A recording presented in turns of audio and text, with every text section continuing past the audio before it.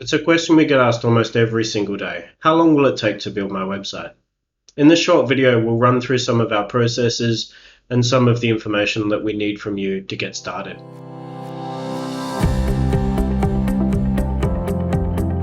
In this video, you'll find out how long a website typically takes to build and why.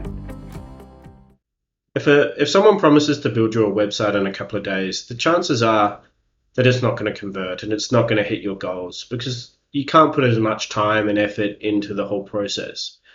Building a website is a highly detailed technical undertaking, and there's a lot of information that needs to be conveyed to the user in the right process. So building something over the course of a couple of days just isn't going to take all that information into account. Sure, you could place information here, you could place information there, but at the end of the day, it's more than likely not going to hit your goals. Here are 3 things that you need to take into account when you're reviewing your website timeline.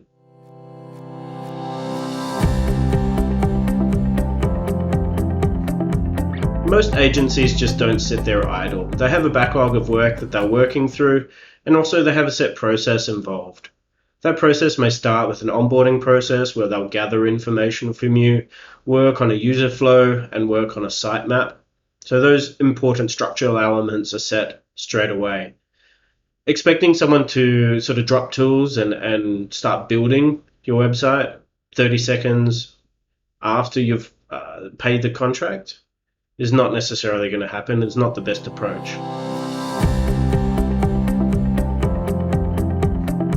Most agencies have developed a proven approach that can ensure that they can give every project their best. Your project takes a certain amount of time, not because designers, developers, and account managers want to keep you waiting, but because they've honed in on a structural approach to delivering projects over the course of delivering hundreds of projects. So that may start with onboarding, moving into the design, moving into development and content, and then looking at testing. Once the testing is completed, you can then make sure we're going into a launch, and then an offboarding sequence, as well as making sure that aftercare support is provided. So each of those stages throughout the process takes a certain amount of time. There needs to be QA done on the design.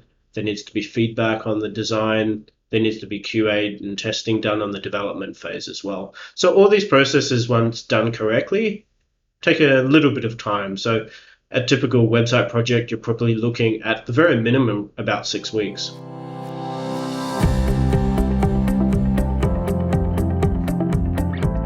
The time it takes you to hand over information. So while the website agency can make sure that they go through their process, there's also a responsibility on the user or the client side to make sure that they're providing the right information at the right time. So you may be someone that has everything ready to go at day 1, and that's fantastic. Or you may be someone that needs a little bit of guidance throughout the project, and that's okay as well. But that time needs to be factored into the whole timeline of a project to make sure that both parties are delivering what's needed to move the project along. We hope this video has helped you understand a little bit more of the constraints around a website design agency and the process involved in building a website project. In the next video, we'll discuss our process a little bit more, so you have a bit more of an understanding of how that runs through. So if you like this video, hit the like button, hit subscribe, and if you want to know a little bit more information about that, we have a blog post that will be linked in the video description. So thanks for watching.